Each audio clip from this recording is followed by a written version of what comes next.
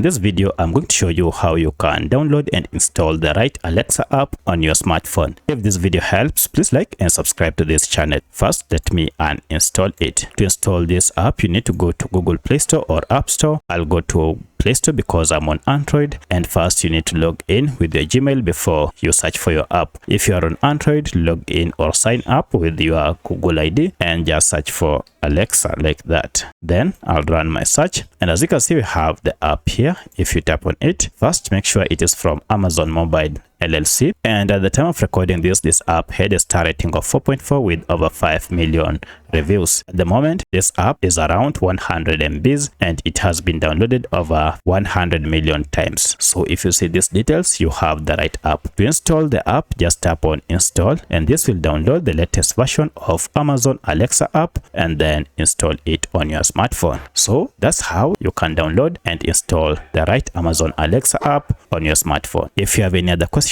kindly let me know in the comment section. Otherwise, thanks for watching and let's meet in the next video.